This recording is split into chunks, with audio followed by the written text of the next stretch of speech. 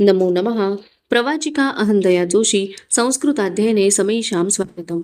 अधुना अग्रिमा कथा पठिष्यते. अस्तु तर्हि आरंभं कुर्मः. मंत्रीबाडीतील पंतांच्या वाड्यावरचा खासगी कारभारी भेटीला आल्याची राजांना वर्दी आली. कारभारी यावा असे सहसा कधी घडत नव्हते. काय झाले असावे या शंकेनेच राजांनी पेशव्यांच्या कारभारी पेश घेतले. तो भीत भीत म्हणाला, धन्यांनी आपली भेट मागितली. ते येऊ शकत नाही तिथवर महाराज. का? काय झालं पेशव्यास? पोटशुळानं तळमळत आहेत ते एकसारखे अंथरुणावर. कारभारी उत्तरला. काय? महाराजांच्या कानात जसा शब्दबाणच घुसला होता. राया, अंता, खंडोजी, पुरुषा, जोत्याजी असा माणूस मेळ घेत ते निळोपंतांची तब्येत बघायला मंत्रीबाडीकडे निघाले. महाराज येत आहेत या वार्तेने बाडी खडबडून उठली. इथे एका हारीत सुरनीस, डबीर, न्यायाधीश, अमात्य यांचे एकालगत एक वाडे होते. प्रत्येकावर हत्यारी पहारेकरी होते. निळोपंतांना बघण्यासाठी प्रवेश करायला म्हणून राजांनी वाड्याच्या पायरीवर पाय ठेवला. मात्र राजांच्या मनी आठवणीस आठवणी उतरल्या. हा तोच वाडा होता जिथे मोरोपंतांनी आपला देह ठेवला होता. अखेरच्या क्षणी त्यांनी आपल्या चिरंजीवांच्या निळोपंतांच्या हाती पेशवाईच्या मुद्रा आणि एक भिकबाळीचा करंड ठेवला होता. मोरोपंत सावलीसारखे आबासाहेबांच्या पाठीशी असणारे कसे निघाले आम्हास कैद करायला फौजबंद होऊन पन्हाळ्याकडे? बीरवाडीला रघुनाथपंत मजालसीत बोलले तेव्हा मोरोपंत हवे होते. तेच देऊ शकले असते हणमंत्यांना पटेलचा जाब. त्यांच्या या वाड्यावर त्यांच्यावर हत्यारी पहारे बसवावे लागले आम्हास. त्यांचे पद आम्ही त्यांच्या मागे निळोपंतांना दिले. त्यांच्या तोंडी कधी खंत नाही आली आपल्या वडिलांबद्दल. कसले ऋणानुबंध हे! समोर आलेल्या निळोपंतांच्या बंधूंसमवेत गंगाधर मोरेश्वरांच्या बरोबर राजे पेशव्यांच्या वाड्यात प्रवेशले. तळमळत्या स्थितीतही निळोपंत रिवाजासाठी पलंगावरून उठू लागले. पुढे होत राजांनी त्यांना लेट्टे केले. शेजारी बसून तब्येतीची वाजपूस करू लागले. असह्य वेदनांनी पेशवे डोळे घट्ट मिटून घेत तळमळतच म्हणत होते, ही उदराची व्यथा नको त्या समयास आली स्वामी. पंत, तुम्ही बरे वाटे तो आराम घ्या. तुमच्या पेशवाई दफ्तराचे काम बघतील तोवर. गंगाधर पंत. राजांनी पेशव्यांच्या मनावरचे दडपण सुमार केले. मंत्रीबाडीतून आलेल्या राजांना चांगोजी काटकर एका असामीसह सामोरा झाला. ती असामी होती कारवारची. संताजी पावला नावाची. महाराजांच्या फौजेचं पाठबळ घेत कारवारात राम दळव्याची बंडाळी मोडून काढली आम्ही धनी. रिवाज देत संताजी म्हणाला. महाराजांच्या चर्येवर ते ऐकताना समाधानाची लकेर पसरली. ऐन उन्हतापीचे दिवस सुरू झाले. अशा उन्हाळ्यातच औरंगने विजापूरला चहूबाजूंनी घेर टाकला. विजापूर कोटाला भक्कम खंदक होता. त्याचा आधार घेत आदिलशाही फौज कोट निकराने लढवू लागली. कुतुबशाहीने विजापूरच्या मदतीला 30,000ची सेना पाठविली. आता दक्षिणेच्या तिन्ही शाह्या आणि दिल्लीची मोगलाई यांचे लक्ष एकवटले ते विजापुरावर.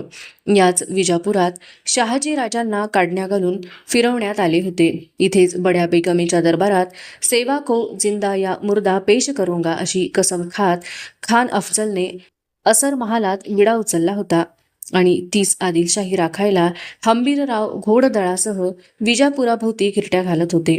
मेलगिरी पंडित मध्यस्थी करीत होते.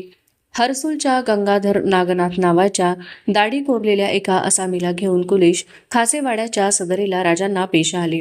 सोबत आणल्या असामींची ओळख करून देत कुलेश म्हणाले, नेताजीराव को बडे स्वामी ने पावन कर दिया है, इस बेचारे को भी दिया जाए. गंगाधर नागनाथ हरसूलचा मूळ मोगली चाकर ब्राह्मण. त्याला जबरीने मुसलमान करण्यात आले होते. आपले शुद्धीकरण करून धर्मात घ्यावे म्हणून तो एवढ्या लांबवर गड चढून आला होता. महाराज दया करा, माणसात घ्या मला म्हणून स्फुंदत तो राजांच्या समोर धाडकन कोसळलाच. राजांनी पुढे येत वाकून त्याला उट्टे केले. थोपटून त्याला शांतवत कुलेशांना विचारले, काय करता येईल यांच्या शुद्धीकरणासाठी छंदोगामात्य? जी, इसको प्रायश्चित्त लेना पडेगा. पश्चात विधीनुसार धर्म प्रवेश करना पडेगा. प्रायश्चित्त कोण प्रकाराने केली पाहिजे या समजावून सांगा. बाब धर्म खात्याची असल्याने मोरेश्वर पंडितांच्या देखरेखीखाली यास शुद्ध करून घ्या. राजांनी गंगाधरचे पडेल खांदे दिलासा देत थोपटले. त्यांचा मनोमन कसला तरी विचार चालला होता. का आमच्या रयतेवरच शुद्ध करून घेण्याची नौबत काय यावी? नेताजी तर सरनौबत होते. हा मामुली इथवर आला म्हणून लागेल तडीस, जे येणार नाहीत, येऊ शकत धजत नाहीत, त्यांचे काय आम्हाला का वाटत नाहीत? हाती कब्ज झालेले मोगल, फिरंगी, पादरी, टोपीकर, हबशी यांना पाठवावे असे? बराच वेळ महाराज त्या विचारात गुंतून राहिले. कुलेश आणि गंगाधर गेल्याचेही त्यांच्या ध्यानी आले नाही. पेशवाईची नव्याने सूत्रे हाती घेतलेल्या गंगाधर मोरेश्वरांना राजांनी बोलावून घेतले.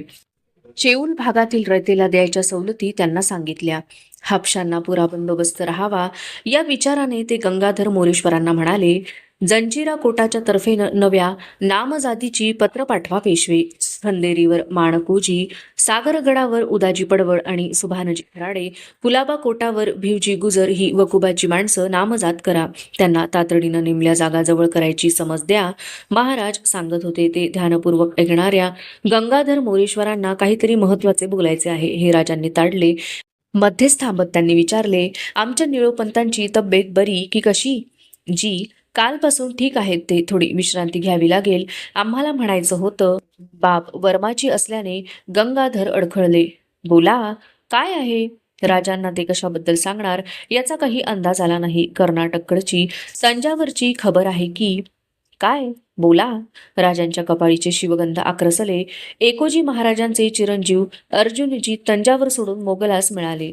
जगदंब म्हणत इंगळी डसल्यागत राजे बैठकीवरून उठले. मन बधीर झाले त्यांचे. विजापूर नजरेच्या टप्प्यात राहावे यासाठी आता औरंगजेबाने आपला प्रचंड तळ नगरहून सोलापूरला हलविला. कुतुबशहाच्या दिलजमाईच्या आलेल्या खलित्यात त्याने 2 वर्मी अटी घातल्या. त्यातली एक होती, पूर्वी पेशकश म्हणून 20 लाख पगोडे देणाऱ्या कुतुबशहाने आता 1,20,00,000ची पेशकश द्यावी. दुसरी अट होती, अक्कांना आणि मादांना या हिंदू अधिकाऱ्यांना दरबारातून ताबडतोब बडतर्फ करावे. या अटी नव्हत्याच. उद्या आपल्या फौजा गोवळकोंड्यावर उतरणार याची ती दिलेली सरळ समज होती. औरंगाच्या मराठी मुलखातून फौज मागे घेण्याच्या एकाच खेळीवर आता शतरंजचा पटच पालटला. राजा बालउमरीचा आणि सरदारात बेदिली याचा फायदा घेण्यासाठी औरंगाने कमकुवत आदिलशाहीच पटाखाली धरली. तिला राखण्यासाठी कुतुब आणि मराठशाही धडपडू लागली.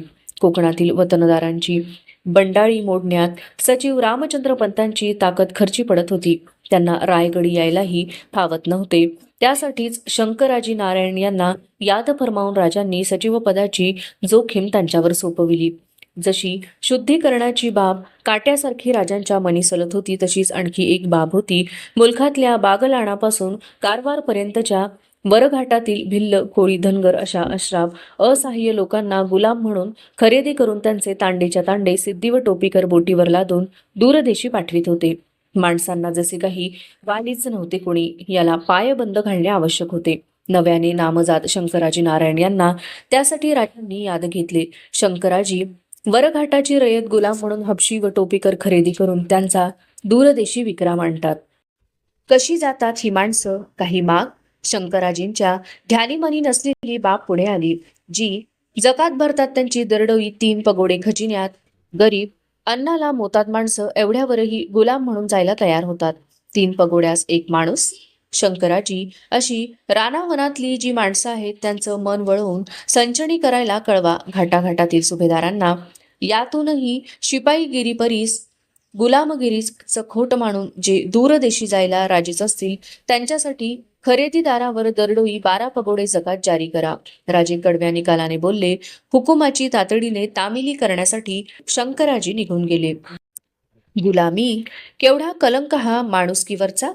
जनावर लाकूड फाट्यासारखा माणसाचा भाव. घाण्याच्या बैलासारखे लादलेले जिणे. कुठून आले हे हबशी टोपीकर? बेधडक इथली माणसे खरेदी करतात. कुणाकडे जावे त्या गुलामांनी आसऱ्याला? आबासाहेबांनी जहाजावर चढवलेल्या बाळाजींना त्यांच्या मातेसह दिले पैसे भरून उतरून घेतले. गुलामीतून मोकळे केले. गेले असते बाळाजी कुठल्या तरी देशी गुलाम म्हणून, तर काय झाली असती त्यांची गत. बाळाजींना आबासाहेबांनी जहाजावरून उतरून घेतले. आम्हाला त्यांना कटावाच्या आरोपापोटी हत्तीच्या पायी द्यावे लागले. मांडवीच्या खाडीत वाहतीला लागलेला आमचा घोडा त्यांच्या खंडोजींनी बचावला.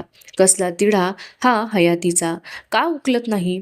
आपल्याच विचारात हरवलेले सैरभैर महाराज महाली फेर घेत असताना जोत्याजी केसरकर बाळराजांच्या सह आला. त्याच्या भुजेवरून उतरताच बाळराजे दुडक्या चालीने येऊन राजांच्या पायांना मिठी भरत बिलगले. त्यांना मायेने वर घेत त्यांची पाठ थोपटीत राजे म्हणाले, तुम्ही नाही कुणाचे गुलाम हे ठीक आहे. बाळराजांना गुलाम या शब्दाचा अर्थच कळला नाही. ते गोंधळून आपल्या आबांकडे बघू लागले. बोलत नाही ते जोत्याजी? बराच वेळ जोत्याजी गुमान राहिला. हे ध्यानी येऊन राजांनी सहज विचारले, हेरी काय नाय, पर कानावर भल्या फाटेचंच आलंय याक. काय? बाळराजांच्या पाठीवरचा फिरता हात थांबवत राजांनी विचारले. म्हणत्यात भागानगरात औरंगजेबाच्या चिथावणीनं बहकलेल्या कुतुबशाही सरदारांनी आक्कांना मादांना यांचा खून केला. भरचौकात भोकसलं त्यसनी. अंगावर वीज कोसळावी तसेच वाटले राजांना ते ऐकताना. याच आक्कांना आणि मादांना यांच्या मध्यस्थीने आबासाहेबांपासून दौलतीने गोवळकोंड्याशी सलोख्याचे संबंध राखले होते. भागानगरच्या भेटीत तर आक्कांनांच्या घरी जाऊन आबासाहेबांनी विश्वासू घर म्हणून भोजनही घेतले होते. आमची माणसे फोडून जसे आम्हाला औरंग हैराण करतो आहे, तसेच हे खून करून कुतुबशाही खिळखिळीच केली आहे त्याने. औरंग काय हवस आहे या माणसाची? महाराज स्वतःशीच पुटपुटले. मृगाचे दिवस आले. आता पाणधार केव्हा धरेल याचा नेम नव्हता. आदिलशाहीवरचा औरंगच्या फौजांचा ताण वाढत होता. मेलगिरी पंडित सरजा खान आणि सिकंदर शहाला भेटून विजापूरहून परतले होते. त्यांनी सरजा खानाचा तातडीच्या मदतीचा निरोप आणला होता. आता गाठीच्या आणि राजकारणात तरबेज कुलेशांना आदिलशाही आघाडीवर पाठविण्याशिवाय मार्ग नव्हता. समोर याद घेतल्या कुलेशांना राजे म्हणाले, माणसं पुरविल्याशिवाय आदिलशाही तगत नाही छंदोगामात्य. सोचते हैं हम ही जाएंगे आदिलशाही कुमक के लिए. कुलेशांनी राजांनी विचारण्यापूर्वीच जोखीम पेलण्याची तयारी दाखवली. मनसे बोलतात आमच्या कुलेश, आजच गड उतरा आणि पन्हाळगडाच्या रोखानं पोचवा. तिथली ही शिबंदी पाठीशी घेत आदिलशाहीत उतरा. शहजादा आझमच्या फौजा येतील आडव्या तुम्हाला मिरज प्रांतात. जी हम आजही गड छोडेंगे. कुलेश आज्ञा घेऊन निघून गेले.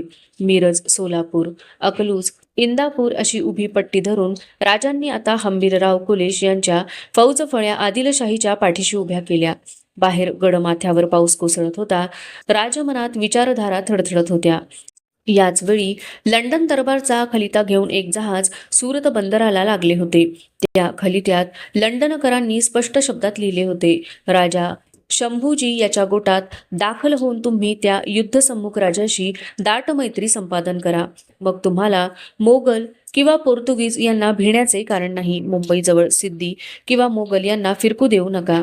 त्या राजाशी झालेल्या तहाच्या पूर्ततेसाठी सोबत बंदुका आणि दारुगोळा पाठविला आहे. अधिक लागल्यास मद्रासच्या जलकोटातून घ्या. राजांच्या ताकदीचे जे मोल 7 दर्यापार टोपीकर दरबारला कळले होते ते या देशाचे असून आप्तेष्ट असून कैकांना कळले नव्हते. लंडन दरबारने राजांना युद्धसम्मुख वीर म्हटले होते. निळोपंत आणि प्रल्हादपंत राजांच्या भेटीस आले. पोटशुळाची व्यथा सुमार होताच निळोपंत प्रल्हाद निराजींच्या सह वानापूर येथे इंग्रज वकील रिचर्ड स्टॅनले याच्याशी बोलणे करून आले होते. स्टॅनलेशी झाल्या बोलण्याचा तपशील राजांना देत निळोपंत म्हणाले, आपले सुभेदार टोपीकर व्यापाऱ्यांकडून कर घेतात अशी तक्रार हा इंग्रज वकील करतोय महाराज. जकातीपोटीचे आहेत ते कर पेशवे, नेहमीचीच आहे ही त्यांची तक्रार. जी आम्ही गोऱ्या वकिलास त्याची समज दिली. या भीतीनं ते जादा वखारी घालायला तयार नाहीत आणि खुल्या व्यापारावरचे कर द्यायला कुरकुरतात. पण वरून काहीतरी कान पिचकी आलेली दिसते. भाषा नरमाईची वाटली वकिलाची. काय शेवट झाला तुमच्या बोलण्याचा पेशवे? टोपीकरांनी आपला वकील मुंबईला ठेवून घेण्यास मान्यता दिली आहे. त्यांचाही एक वकील आपल्याकडे राहील. पंतांनी प्रल्हाद निराजींच्याकडे बघत जाब दिला. आता न्यायाधीशांना टोपीकर दरबारात गुंतवून नाही भागायचं. कुणी दुसरी आसामी पाठवा पेशवे मुंबईला. काय प्रल्हाद पंत? राजांनी न्यायाधीशांचा सल्ला विचारला. जशी आज्ञा. नवी माणसं तयार झाली पाहिजेत हे जीवित. प्रल्हाद पंतांना आपले वकील म्हणून झालेले मागील वेळचे हाल राजांना पसंत पडले नसावेत की काय अशी शंका आली. आम्ही गोऱ्यांच्या वकिलाकडे 2 बंदुकांची मागणी घातली. त्यानं ती मान्य केली आहे स्वामी, पेशवे उजळ चर्येने म्हणाले. बंदुका देतीलच ते निळोपंत. सिद्धी मोगलांना ते पाठीशी घालतात त्याचं काय? राजांनी मूळ धरले. हापशांना टोपेकरांनी हाकललंच आहे. हापशी आता आपल्या समुद्रपट्टीत फिरतो ते उंदेरीतून, असं इंग्रज वकिलाचं म्हणणं आहे. मोगली आरमारालाही त्यांनी सक्त ताकीद अलीकडे दिली आहे. बराच वेळ प्रल्हादपंत काही बोलत नाहीत. हे ध्यानी आल्याने राजांनी त्यांना विचारले, न्यायाधीश बोलत नाही ते? तब्येत? जी, तसं काही नाही, बरे आहोत आम्ही. त्यांच्या घशाला हे बोलताना कोरड पडली. त्यांच्या डोळ्यांच्या बाहुल्या फडफडल्या. दोघेही मुजरे देत निघून गेले. विचित्रगडाचा हवालदार संताजी निंबाळकर याचा आलेला खलिता घेऊन खंडोजी बल्लाळ राजांच्या भेटीस आले. मामला कारीच्या सर्जेराव जेध्यांचा होता. कारीच्या जेधे घराण्याने दौलतीची कान्होजी जेध्यांपासून सेवा केलेली होती. औरंग दक्षिणेत उतरला आणि जेध्यांच्या बुद्धीने पलट खाल्ली. भाऊ बंदकीने मने पोखरली. सर्जेराव जेध्यांचा भाऊ शिवाजी जेधे मोगलांना मिळाला. त्याने सर्जेरावांची गुरेढोळे वळवून नेली. त्यांचा मुलूक तसनस केला. हा कथला वास्तविक स्वराज्यातला, पण सर्जेरावांनीही मोगलांचीच पाठ धरली. शिरवळच्या मोगली अधिकाऱ्याकडे विचित्रगडचा हवालदार संताजी निंबाळकर याला मध्यस्थ घालून आपली भाऊबंदकीची बाब सोडवून घ्यायची खूप कोशिश केली. राजांच्या कानी जेध्यांचा हा सगळा करिणा आला होता. संताजी निंबाळकरांचा सर्जेरावांची सफाई देणारा खलिता खंडोजी वाचू लागली. आम्ही राजमान्य स्वामींच्या पायी एकनिष्ठच आहोत. स्वामी कृपाळू होऊन आमचे देशमुखी वतन अभयपत्र देऊन स्वाधीन करतील तर निष्ठेने सेवा करू. शब्दांगणिक जेध्यांचा दुटप्पीपणा ऐकून महाराजांच्या कपाळीची शीर थडथडू लागली. सरसर पायफेर घेत ते म्हणाले, चिटणीस, कलमदास्तान घ्या. आम्ही सांगू तो मजकूर शब्दभर रेखून तातडीनं पाठवा. खंडोजी कलमी सेवेवर बसले. समोर सर्जेराव जेधेच असल्यागत महाराज मजकूर सांगू लागले. तुम्ही संताजी निंबाळकर मुद्राधारी विचित्रगड यासी पत्र लिहून मुद्दा सांगून पाठविला की आपला भाऊ शिवाजी जेधा याने हरामखोरी करून शिरवळास गेला. त्याने आपली गुरेढोळे वळून नेली. पुढे आपणास बरे पाहणार नाही. याबद्दल आपण उठून शिरवळास आलो आहे.